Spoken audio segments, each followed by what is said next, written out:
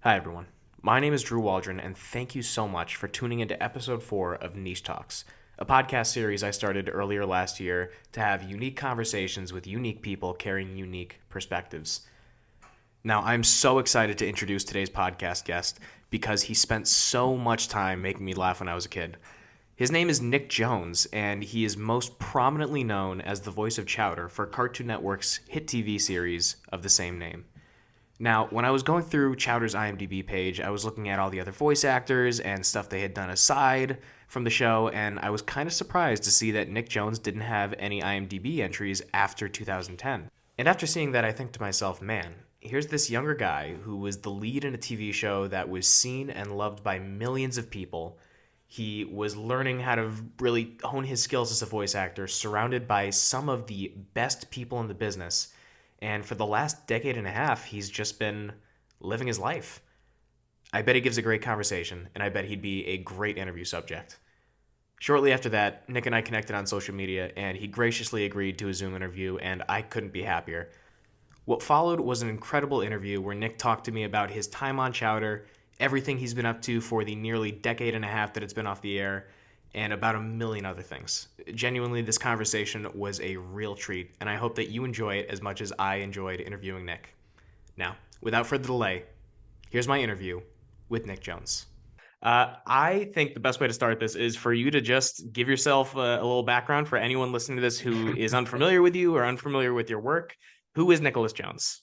Well, Nicholas Jones, me. I am a once upon a time a voice actor or actor. It wasn't just voice. I did plenty of work that wasn't voice. But then you back in the day, and I'm sure nowadays too. You find your niche, and voice stuff just started to become mine.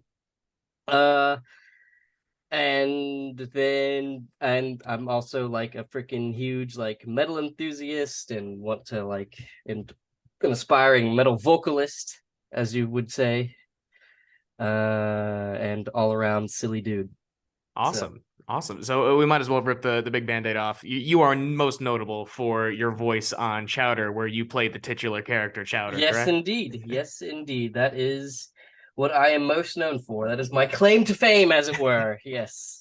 You ever like just out in public at the age you are now, do you ever like get recognized or let people know that you I were the voice of Chowder and get some interesting reactions? Because of that, because of me starting like doing like my TikTok stuff, people know, and like my Instagram, people now know me a little bit more, and I have been recognized in public twice. Wow. Yes, once at a That's awesome. concert, and then once just randomly at the mall while I was waiting for my friend. I definitely found you more through your TikTok work. I was kind of like surprised because I think the algorithm knows us all a little bit too well. And I would Yeah, get it's maybe weird like how that three works. I get Yeah. like three old like Chowder clips, and I'm like, oh wow, Chowder was a really funny show. It's hilarious. And then like the fourth TikTok I get is you being like, oh yeah, I was the voice of Chowder. Here's some old Chowder memorabilia and like photos Yeah. of me doing the voice. So, what made you pivot to TikTok? It's definitely an interesting kind of wild west of social media, and you found some popularity on there. What got you going on TikTok? Well, it's a bit of a weird story. Mhm. Bit of a Yeah, well, here we go. It's a bit Jump of in, a man. Jump in. bit of an uncomfortable story. Not uncomfortable, but a bit of a sour ending. That was because of an ex. Oh no. An ex I was living with at the time. We were bored one day, and she just goes, there are so many people that because she was I didn't actually like TikTok or even like use TikTok until she moved in with me. Hmm. And then we'd just be laying in bed and she'd be scrolling through TikTok and I'm just like, oh my God, all this random shit and stuff. And then she goes, there are so and then she was showing me like there's like a bunch of people like doing like Chowder cosplays and making Chowder videos on TikTok and like getting a bunch of views. And she was like, you'd blow a lot of people's minds if you just because I at that point I hadn't done I'd been retired for a long time and basically just been radio silent for Hmm. over 10 years at that point because and I've said it before on other like interviews and podcasts. I myself am a very private guy. I am a very private person. Hmm. Like I'll share stuff that I like on Instagram and stuff, but like for the most part I do keep to myself. So breaking out of that, she just thought it'd be crazy, and sure enough she was right, and it freaking was Oh yeah, you found the insane. following. Yeah, and now I'm like at like almost 30,000 TikTok followers, which is crazy to think that 30,000 people are interested, almost 30,000 people are interested enough to follow me, which is crazy. But Well, yeah, that was I hate to be on your ex's side, but she was right. Like you found the popularity no. She instantly. definitely she was wrong about a lot of things, and she was right about that. She She was was right about definitely that right about for that sure. for sure. Kind of going off what you just said. So why retire from voice acting at such a young age? Is it just not something that you wanted to do at that point in your career? It was a big it was actually a lot of stuff. So Hmm. before Chowder was canceled, it was put on hiatus for about 2-ish years, maybe like 20 months or something like that. Hmm. And so in that time, I had been doing a lot of auditions and other like sort of acting things like radio commercials and stuff like that, and just kind of sort of not getting too many roles.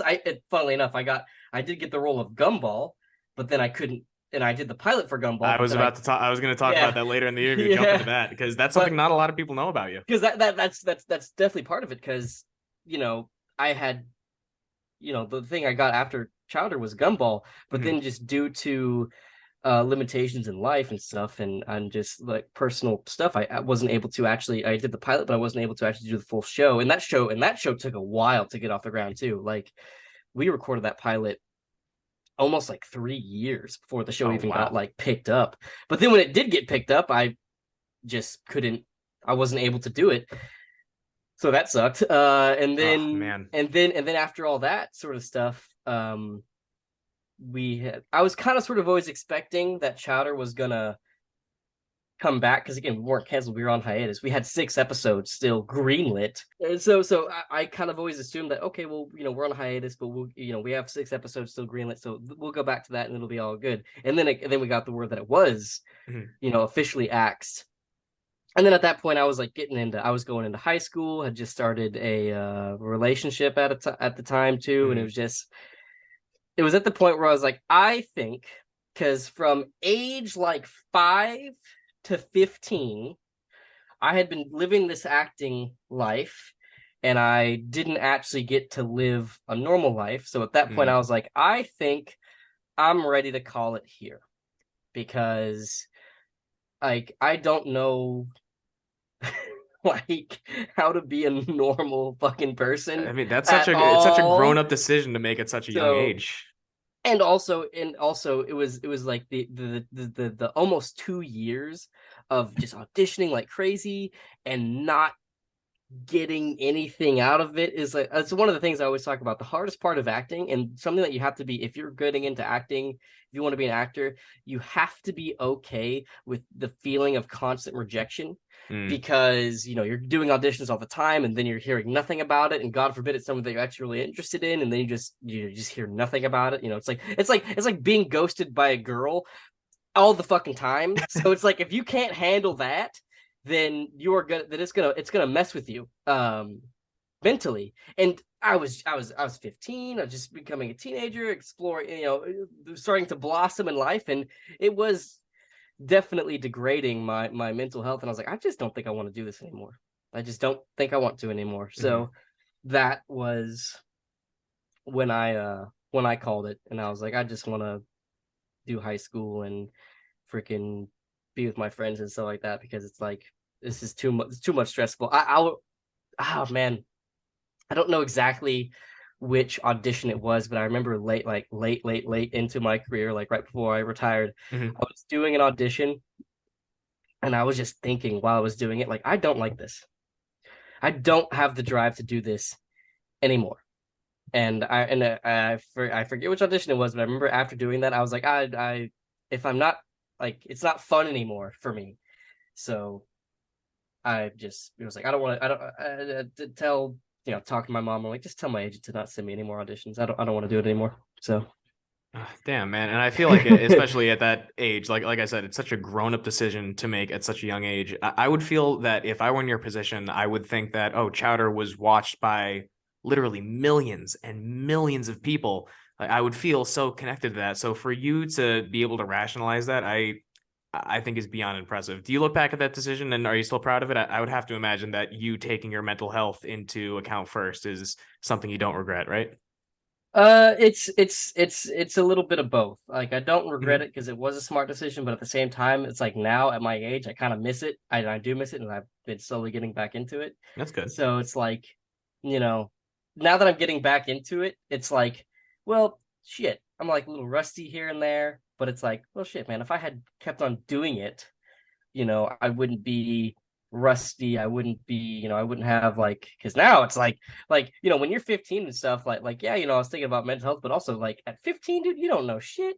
You are oblivious to everything. Nothing is scary because you're just Hmm. ignorant to everything. And now getting back into it, now it's like you have all the adult like anxieties and stuff, and you're just like it's like it's I sometimes look back like, man, dude, like I was so like it was a good decision, but also a decision where it's like now that I want to get back into it, now it's like, well, I shouldn't have freaking done that, but Yeah. oh well. I mean, two sides to In the everything, you in know? the in the long run, I do think it was absolutely beneficial because I'm already fucked up in the head enough. So God forbid if I didn't stop, I don't know, I don't know what I'd be like. So in the long run, I do absolutely think it was the right decision to make. But now, of course, being with hindsight, it's like maybe I shouldn't have done that, but it's all good. Hmm. Well, that's good to hear, at least that you're at least doing well. I think one of the craziest things about your story personally is that with you being on Chowder, you were among a cast of voice acting legends Oh at yeah, such a young age. Like at such a young age, you got to work with Tara Strong, John DiMaggio, Dwight Schultz, just absolute legends in voice absolutely. acting and television. Did you, like, at that young age, did you have an understanding at how prolific their careers were? I did Or were not they just people know. you worked with? Well, so at first they were people I worked with, Mm-hmm. and then as I it was so crazy because like starting season one of Chowder, I was very much like a nervous kid, like not sure, like oh, but first big like not first big job, but a huge job for a young kid. But then everything was getting then you learn the ropes and you get into the rhythm of it. And at first, like these were totally people that I wasn't familiar with when I was younger. But then as I worked with them, I started to hear their voice in pretty much everything that Mm-hmm. I would watch. You're Timmy And Turner. yeah, it's like you hear that, and then you realize like, oh my god, these people are really really big. But there were a couple times where I was genuinely starstruck, and that was Phil Lamar. I Oh got to my work. I God. got to Yeah. work with him a few times, and him I did know from things I really really enjoyed, and I was like, oh my gosh, because one of my favorite game series of all time is Jack and Daxter, and he played Sig in Mm. the second two Jack games, who's a major character, and I was like, I cannot. And he's like such a cool character. It's like, oh my gosh, and then of course Ron Perlman. Working with Ron Oh Perlman my God. was Hellboy himself. was genuinely difficult for me because I just thought that he was the coolest person ever, and trying to act normal and then act like a character on top of trying to act normal was incredibly difficult for me. And I remember like I what like Chowder, man, like the first four episodes maybe I was a little nervous, and then it Mhm. just all felt nice and right and everything. But there were two sessions I worked with Ron Perlman. Those were the most nerve-wracking sessions because there's like the one person where I'm like, okay, you can't fuck up when Ron Perlman's in the room, you gotta Not fucking around Ron. you gotta get it at least in two takes. You should be getting everything on one take, but you at least gotta be getting it in two. And yeah, so there were definitely a few times where, and of course now, like I think it's crazy that I've gotten to work with like Tara Strong, like the fact Mm. that, and which by the way, she's the only one that she's like everyone always asks, and you might ask later, so I'll just answer it now. If I have any Go for it. connections with the voice actors, Oh, like people you still keep in yeah, contact with? not really. The Mhm. answer is not really. However, Tara Strong does follow me on TikTok and Instagram, Aw, that's and sweet. and so I really appreciate that. And every single time I see her like one of my posts, I just get excited because I'm like, she still knows I exist. It's so Aw. good. But yeah. So I think one of now the it's. most. Sorry, you were saying? I was gonna say like now I look back and it's like I cannot believe like if I got to work with them again, I think I'd Mhm. be starstruck now. Oh, absolutely. like like it's like young me didn't know, so he didn't give a shit. But now I'd be like, oh my god, I'm working with like I really hope at some point I like get to have contact or at least talk, at least have one more conversation with Dwight because he was such an important person to me while working. Because me and him stood next to each other, like in the booth. We were next to And each other, so your chemistry, yeah, I could tell. we Like your talked chemistry is so seems special. much, and we would like during Christmas times, because sometimes like we record and Hmm. we go on Christmas break. We would always give each other like 'cause we were really big into like B horror movies and like sci-fi movies from like the 40s, 50s, and 60s. So every Christmas we would exchange movies. I would give him some DVDs and he would give me some DVDs. Oh, And it I'm was sorry. just I'm just such gonna a butt in real quick. I'm just realizing that like I know I have like a photographic memory with actors, but for any listeners that aren't aware, Dwight played Mung Dahl in Chowder, so yes, that was the yes. He played relationship you two had. yes, absolutely, absolutely. He played Monk. So we obviously were probably the characters that talked to each other the most. So it was really good that we had such good chemistry, not recording. He was the person I talked to the most, just, in general. So he meant so much to me, and he helped me out with so much stuff. Like they all did. Like it was honestly the fact that I got to work with Dwight, John, and Tara so closely and so regularly really helped out me become a better actor. And I mean, I've told people where it's like you want to really see a change in someone or a change in someone's acting, like Mhm. better like watch an episode from the first season of Chowder and then watch an episode from the third season of Chowder. Like I like you can see a growth very clearly, not only because my voice was changing a little bit, but also just in my mannerisms and As an stuff and actor, way, yeah. yeah. Like so, like you watch the first one of the first few episodes of Chowder, and then one of the last episodes, it is a huge difference. I can imagine, and like you were saying earlier, where you didn't really have a full understanding of like their status and their stature as a child. I feel like that's almost better because then you're coming into it with the mindset like, oh, this is my show and these are the people I work with. Yes, Whereas now, like, I feel like it would be so intimidating as a I voice actor to absolutely, I work 100% with agree. legends like that. I 100% agree. I'm actually thankful that I wasn't aware how awesome they were, Yeah. and they were just normal people to me. Like again, the fact that I was only ever starstruck twice Mhm. in working, which is so funny too, because I made a TikTok video about the fact that I actually got to work with Steve Bloom at one point, Oh and I wow. did, and I just completely forgot about it. But then I found pictures of me and Steve Bloom together, and I'm like, what the fuck? Oh, son of a bitch! I don't I even saw that remember. TikTok. I saw that TikTok. I was like so mixed feelings because I was like, damn it. Like, I can't believe I got to work with Stephen Bloom, and I can't believe I don't remember working with Stephen Bloom because now he's one of my favorite voice actors. So it's like, damn it. Like, I got this amazing thing that I don't even remember. That's wild. You know what you would be fantastic at on TikTok is there's some accounts of people who've like met a lot of celebrities and they love playing the Kevin Bacon game where oh try to give me a celebrity that I could connect myself to in like My 5 steps or less. bacon number is 3, by the way. Your Bacon number is 30. Well, yeah, Yeah. yeah. You've had to work with someone who worked with Kevin Bacon, right? So is it you, So someone else, and then I Kevin? it was I forget her name. It was this I forget her name, but the thing I always remember that she played was she played Sally in one of the old Sonic the Hedgehog TV shows. Mhm. But I worked with her, and then she worked with the producer that produced a Kevin Bacon film. Believe that's how it goes. But yeah, my Bacon number is That's your 3. Bacon number. Well, I congratulations. was Yeah, sure. proud. I was proud as hell to find out that my Bacon number was 3. That's fantastic. I'm sure you could connect yourself to any celebrity with like the wide variety of voice Yeah, cast that was on Chowder. You could easily do it. absolutely. You were talking about how you evolved as an actor. You even said like you could see it from the first couple episodes to the later seasons. I think one of the most impressive things that you've done at that young age was nail your comedic delivery. I feel like it's so difficult for child actors, which you then were a child actor, Absolutely. to nail the funny lines. And Chowder is one of the funniest cartoon characters there is, and you absolutely nail those lines. How were you directed as a child, and how did that kind of improve your comedic timing, your comedic delivery?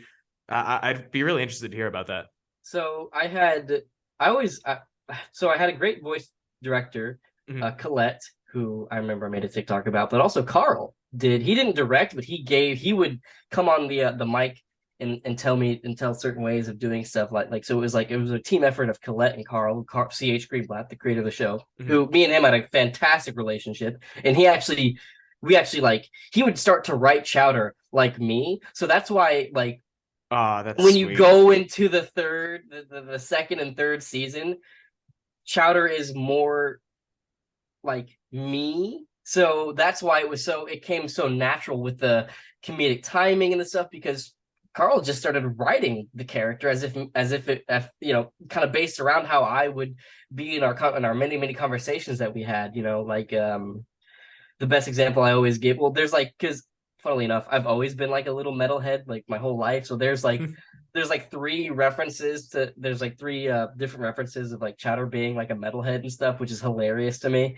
And then also the Grubblegum episode, which was an early episode, but was one of our Fantastic first episode. which my favorite episode of all time, because it was Carl wrote that based on a conversation me and him had about Katamari Damacy. That episode is based off of a video Oh game that my me and him God, it totally is. You roll that up the we whole world. both yes.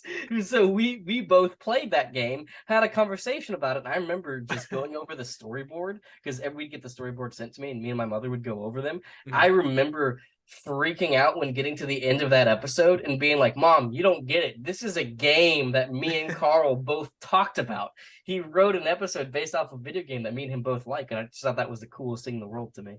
That's awesome. So you have like probably the best relationship with Carl out of everyone that you worked with? I would say it's between Carl and Dwight Mhm. were the two best relationships I had, because just me and Dwight talk so much in the studio, and then out of the studio, me and Carl talk so much. I mean, he took me to lunch occasionally. Like, Ah, he was such a cool guy, and yeah, I'd love to have a good conversation with Carl again, like just about the old days. no, that's sweet because I feel like, especially coming in to television as such a young kid, I feel like it's got to be really intimidating, right? So, in order to have those role models who are experienced, they've been through it, they're helping you run the show, I feel like that made it so much easier for you, right?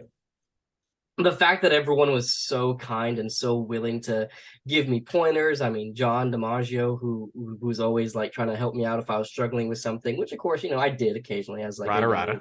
Yes, absolutely. Well, he also voiced so many other characters in that show. It's actually Oh kind of yeah, no, fun. I like in the last couple of years, I feel like I've gotten so good at like nailing down Yeah, like voices, and I'll catch him everywhere. so so like freaking uh like I'll be watching like a show with one of my friends. I'll be watching like Chowder with like one of my friends, because I don't mind. I used to like hate to watch my show. Now I actually find it kind of hilarious. It's like, oh, this show actually was pretty good. Now that enough time has passed. Now that enough time has passed, I can not view it as me, because I'm so much different from how I was then. I don't recognize it as me. It's just like, it was me, but it's a totally different Yeah, person that now. that that was Nikki. This is Nick. Absolutely. That's a great way to put it. It's so funny because me and her will be watching it, and I'll be like, oh, they're like just like random, like one-off characters. I'll be like, oh, that's Dwight. Oh, that's John. Oh, that's Sarah. And then occasionally, very, very occasionally, I didn't get to do this often, but occasionally, like, oh, there's me. There's me voicing a character that You wasn't do someone Chowder. else? There's like maybe 2 or 3 episodes where I voiced a character that wasn't me. So, That's that was awesome. kind of fun. It's cool that you watch it with your friends now. Growing up, like, is that something that was kind of tied to you in school and other people that you were around with? Like, were you known as like the guy who was on TV, the voice of Chowder, or did no Yep. one really know? Oh no, everyone knew. Everyone knew. Everyone knew. Was was that difficult? At times it was. At times it was, because and even slightly now that I've kind of sort of come back into the spotlight a bit here. Mhm. It was difficult then, and it's also a little bit more difficult now, but it's also easier to navigate now because I'm not so naive. But definitely back in the day, I had some friends that that at one point in my life, yeps, that at one point in my life weren't my friends, but then after I started doing Chowder and Chowder started airing, suddenly they were like nice to me and stuff like that, Those and 12-year-old clout chasers. I've definitely had my fair share of people wanting to hang out with me because, oh, I got them Chowder, that Chowder change, that them Chowder bucks. I've definitely had people that have done that to me. So, you know, and occasionally here and there, I'll make some friends, and they'll talk about it a little too much, and I'll be like, okay, alrighty, it's Pump like the I get it. brakes. Yeah, it's like okay, so there is, and that's I think anyone that has any sort of success or fame, just Mhm. it comes with the territory, and you just got to be able to maneuver around. The good thing is when you get older, it actually becomes really freaking easy to tell, like, when you have a lot of experience with it, it's like, okay, well, I know why you're my friend, why you're my quote unquote Who's friend. fake and who's not? Yeah, it actually becomes really easy to tell, but it is a little bit weird here and there. But again, Mhm. comes with the territory, you just sort of get used to it. Well, I'm sure that all those years that you were like quote out of the spotlight were really helpful for you. But I think one of the interesting things about TikTok and the level of virality that you have right now is that you're in full control of your image now. And even you've Oh said yeah, that you still enjoy being a private person. Like if someone scrolls through your Instagram, which is shout yourself out real quick, isn't it like Nick Slayer of Nar? yeah. What's the handle? Nick Slayer of Nar. Nick Uh, Slayer of Nar. You don't put too much of yourself. You just put the stuff you like, and you are in yep. full control of your image. Do you think that's better for you in the long term? Because I think that it's more power to you. Oh yeah. I don't post about stuff that I don't feel strongly about and stuff like that, and I don't like because I do like a lot of like metal CD posts and stuff. I remember one of my friends for the first time she heard me talk negatively about an album, and I go, well, yeah, because if I don't like an album, I'm not gonna post about it. Why would I? And stuff like that. And of course, like being in control of how because it's really easy because like how people see me online on TikTok and Instagram and stuff is I'm not too different. I'm not very different, like as far as like online. Like I'm just like the same person and stuff. So it is definitely nice just being able to be like, and there's like all those like videos that I've been linked to people saying like, oh, the voice actor for Chowder is dead, and it's great. Like just being like, well, I'm not, but like I don't know what the fuck you guys are thinking. Like Rest in peace. just Are because, those all those like clickbait articles? It's like, oh, here's 10 yeah, child yeah. actors that. There's definitely been, and then like my favorite ones are the Chowder then, or like Nicky Jones then plus to Nicky Jones now, and it's like Mhm. a before picture of me at the Annie Awards, and then like a picture of someone who's not even me. It's like, yeah, they definitely did the research on this video Wow, because you that changed so the much. the after picture is a different human, so there's definitely a fun bit of that and stuff, and it's just like whatever, Well, but I love that for you that you're able to kind of like allow yourself to be perceived the way that you want, and clearly on your social media accounts, you are not shy about the fact that you are a giant metalhead, which I have to admit is a world that I don't know that much about. So I think a next great question is, what were some of your biggest musical influences that kind of got you into that world? Well, I think I can actually, funnily enough, I think I can actually pinpoint it down to when I was really, really young Hmm. and playing I want to say the first band that got me into heavier music was Crush 40, the band that they used to do all the music for like the Sonic games back in the early 2000s. Oh wow, Like the theme for Sonic Adventure 1, Sonic Adventure 2. They're just like they're like a heavy metal band almost, and listening to that, and then of course my parents were huge into classic rock like Guns N' Roses and stuff like that. So just that was me as a kid, and then my brother, he's 4 years older than me, so everything my brother does is cool. So here I am, like 8, 9 years old, and then my brother who's like 13 and getting into like all like the like metalcore and deathcore bands of like the early 2000s or the mid 2000s, and I would hang out with him all the time and always want to be around him. So I just got so much of my musical taste from what my brother was listening to, and while he has kind of sort of grown out of it, but we still talk about metal here and there because he still like some of it. But while he grew out of it, I didn't, and it just stayed with me, and so freaking, and now I'm just entirely sucked into the world at this point. that's awesome. You had said at the beginning of the interview that you are an aspiring wow, I can't speak. An aspiring metal vocalist. Yes, What's that world like for you right now?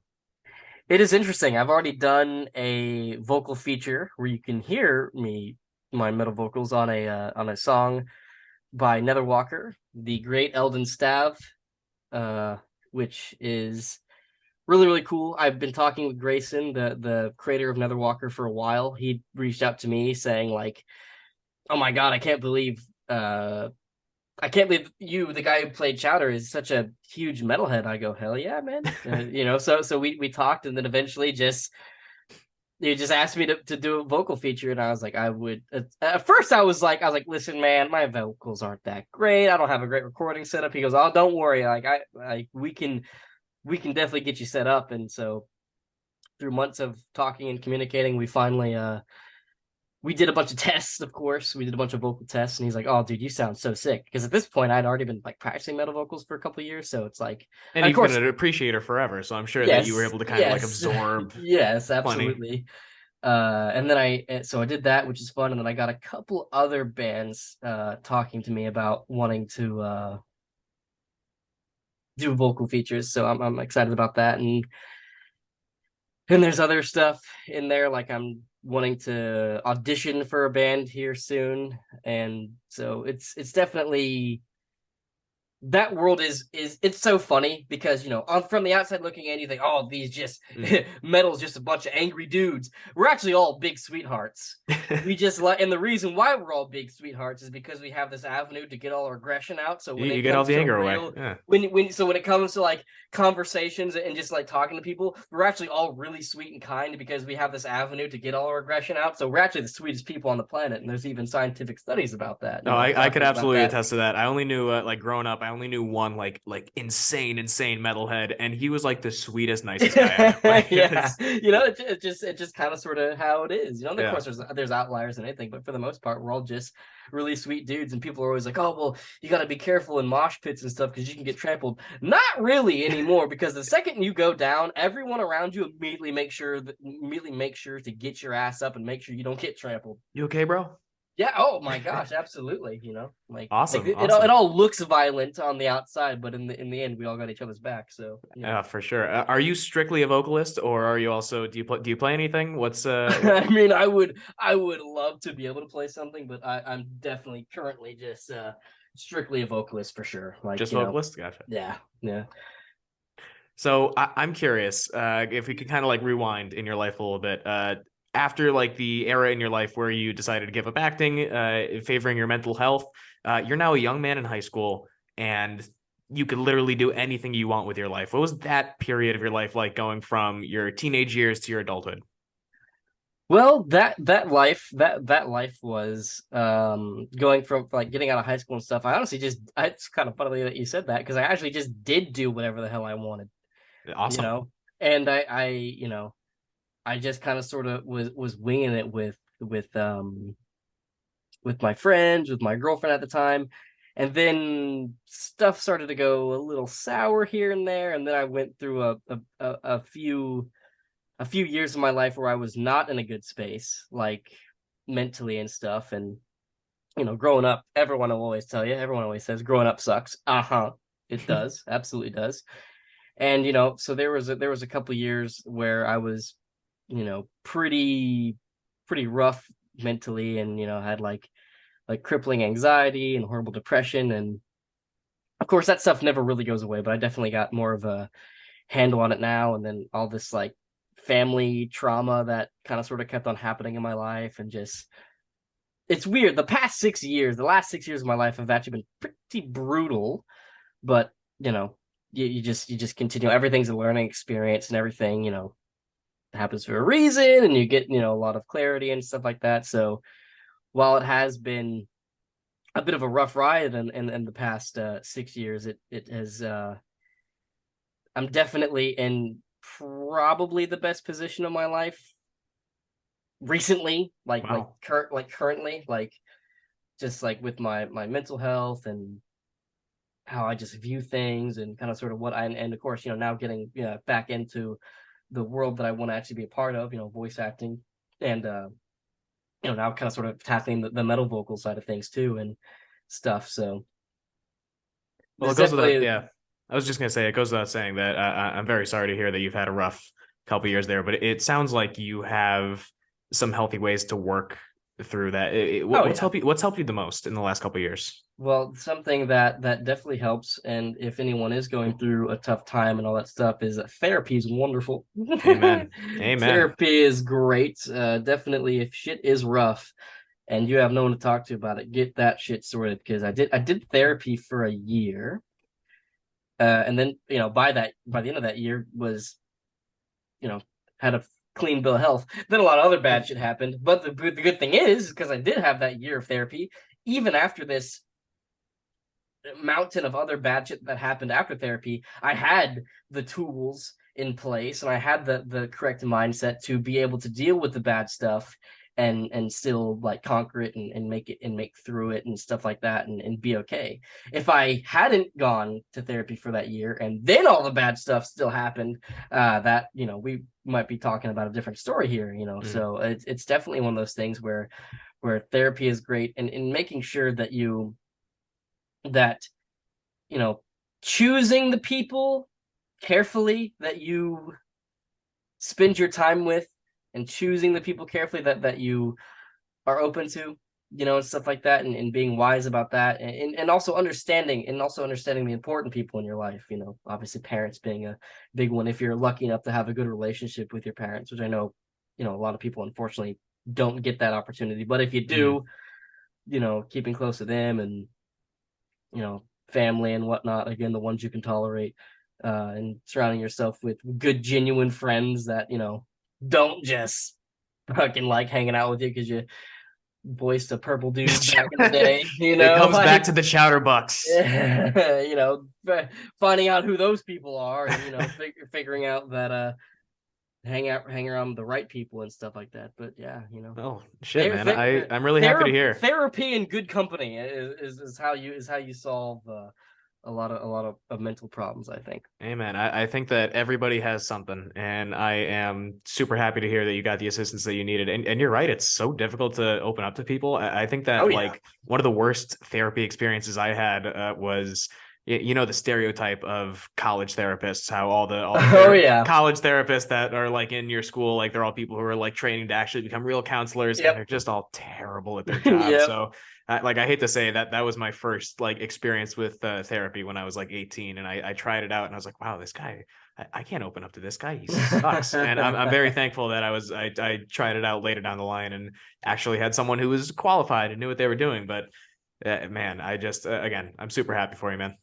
I was definitely lucky because the first therapist I found was a real kick-ass woman that was absolutely like, not like, it's funny because it was actually what made me nervous about it was it was at a church, and I'm like, okay. And at first I was against it because I was like, I know how they're gonna fucking tell me to be better. Like I know, like I'm going to a church for therapy. Oh, I know the answer. I know what they're gonna tell me. And I was so happy in my whole year of therapy, God wasn't brought up once.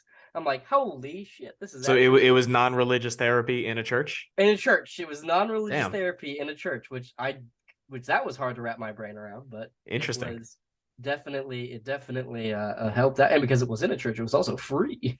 Oh, fantastic! The Yeah, best kind of things. it was free, and it wasn't just like well here's how you fix all your problems, and she handed me a Bible. It wasn't that It at wasn't all. bullshit. It wasn't bullshit. It was It real. wasn't bullshit. It was actual real good advice. Actually, and she gave me the tools and the stuff I needed to progress, actually, and it was really really nice. So I love that, man. So hey, what does Nicholas Jones do for fun these days? Nicholas Jones, what does he do for fun? Well, he hangs out with his friends for fun. He listens to damn near an album a day. I'm averaging at least an album I haven't listened to a day now.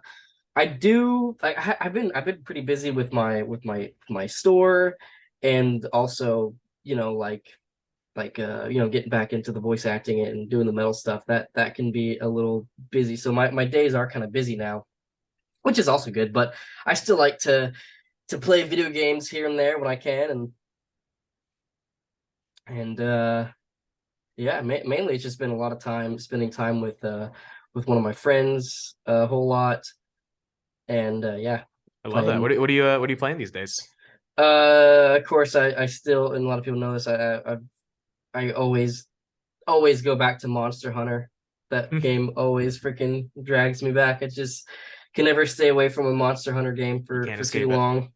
That, and like I recently got over a WoW addiction, which is good, Oh, which that's a tough sucks, addiction. That's a which tough which addiction. which sucks because I got out of World of Warcraft, and they had like a free weekend for the new expansion pre-patch, and Oh freaking no. me and my WoW buddy Ryan, who I've known for almost 10 years now, and we met next year will be 10 years we've known each other, and we met because we raided together back in the day, and me and him were playing the free weekend because we had recently both ended our WoW subscriptions, and we were like, fuck, man, this new expansion's kind of awesome. Damn it, that sucks. So we've been trying our best to not fall back into that because they've actually made WoW really, really good again, which is so frustrating and so annoying. Now there's an addiction support group that might do a lot of benefit to society. Yeah, yeah. But so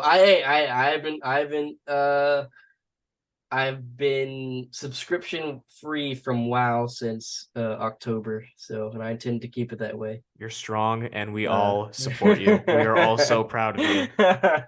Hey man, this podcast is called Niche Talks, so I feel like the best way to end this is with an incredibly niche question that I've absolutely wanted to ask you since we started. Absolutely. Could you tell me just like any story about filming the car wash bit? Because that is the funniest thing that a cartoon has ever done. For those of you who Yeah. don't know, there's an episode of Chowder where they run out of money, and they claim that because they've run out of money, they could no longer afford to animate the show. Animation, yeah. So it immediately switches to the voice actors, and the voice actors go out and do a car wash to raise money to get the animation back. Can you please just tell me one story about that bit, because that was so funny. The funniest part about that bit is I do believe that was Lewis's car, who was the producer at the time. I think he drew the long straw and was like, whose car are we washing? And we washed Lewis's car.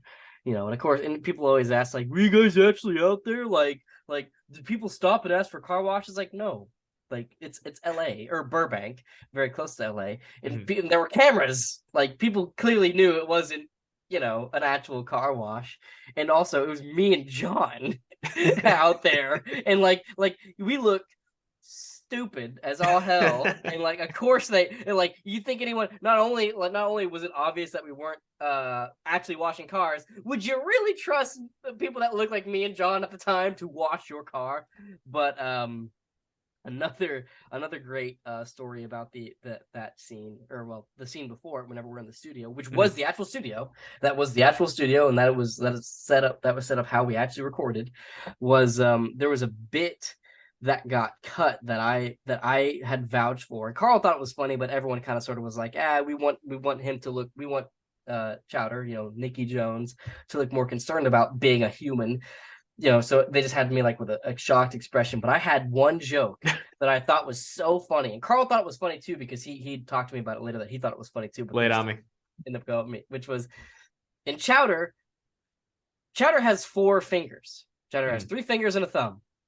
So my joke for realizing that it was a human was very concernedly looking at my pinky, because it was an extra finger. And I thought that was the funny, like 12-year-old or 11-year-old me thought that was the funniest shit ever. And the most clever shit ever was the fact that I was scared that I had a pinky, or I had another finger. So there was a take of that where I'm just like intensely looking at my pinky in fear, like, what the hell is this? Like, oh God. And I thought that was so funny. That was so funny to me. And Carl thought it was funny too, because he mentioned it to me, but it never got in the show.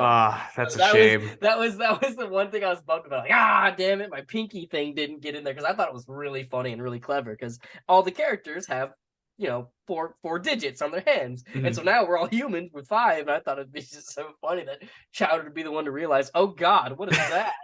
why what does that do in there? But that didn't get in, but it was still like a funny thing. And that is a damn shame. Thank you so much for humoring my niche question. Before we wrap up, do you want to shout out your socials, your store, whatever projects you got going on? What do you want to promote? Well, I got my Instagram and TikTok, which is NickSlayerNar, and on both those platforms you can find my eBay page, where if you buy anything from there, I will happily, because I got all the like storyboards and stuff, I like to like sign, like if you buy something from my eBay page, I'll happily sign a storyboard panel of your choosing, because I've sorted through them and I can now grab whichever one you want for episodes that I actually have, because I don't have all the episodes. And then you just put that in there as a bonus, no extra charge. And then also, I haven't done it in a while, but I do occasionally stream on Twitch, but I haven't done it in a while, which again, next layer of Nar, that's my thing. That's pretty much where you find me on everything. But yeah, that's about it. That's all I got. Love that, man. Thank you again for doing this episode. It was a pleasure to talk to you. You give a great interview. You're a great conversationalist. And again, I told you at the beginning, I'm a giant fan. So thank you again for your time, man. I appreciate it. No worries, man. I'm always happy to do it. All right, everybody. Thank you for tuning in. Have a great night.